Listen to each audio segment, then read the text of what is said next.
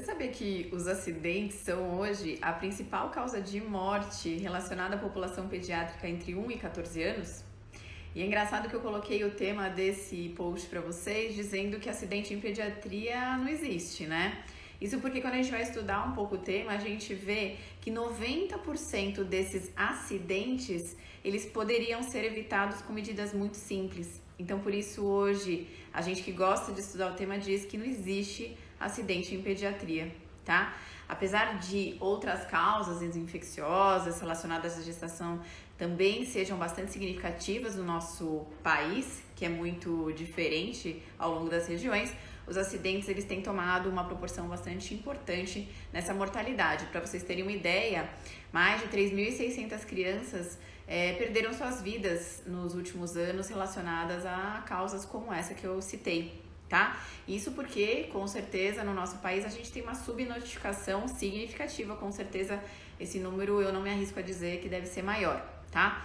Então, eu vou trazer para vocês nas próximas semanas algumas dicas sobre essas questões de prevenção, mas uma das mais importantes é a gente lembrar que é importante a gente cobrar do nosso pediatra que ele fale com a gente, né, sobre isso e que os acidentes eles variam muito a sua incidência conforme a faixa etária da criança, ou seja, um bebê que não sai do lugar, que é trocado em cima de um trocador, por exemplo, ele está muito mais sujeito a acidentes de sufocamento no berço ou quedas de um trocador do que, por exemplo, uma criança maior que já anda de bicicleta ou um adolescente que muitas vezes está sujeito a mais risco de intoxicação ou acidentes de carro.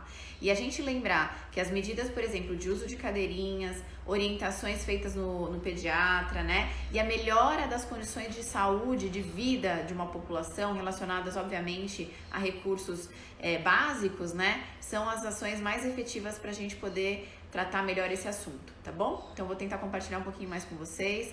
Procurem saber sobre isso, tá? A gente sabe que o nível de instrução que os cuidadores são os pais, são as babás, são os avós, são os professores, são todas as pessoas que cuidam das crianças. A gente sabe que o nível de instrução dessas pessoas é diretamente relacionado ao nível de acidentes, que eles não existem, né? Por quê? Porque quando a gente estuda o assunto, quando a gente fala sobre esse assunto com o nosso pediatra, quando a gente orienta a nossa babá, por exemplo, ou a gente conversa em casa sobre o espaço onde a gente vai deixar a criança, a gente consegue visualizar, né, onde o acidente potencialmente pode acontecer. Então isso é bem importante. Melhor do que ter que remediar depois. É prevenir, tá bom? Então, até a semana que vem. Um beijo, espero que vocês gostem.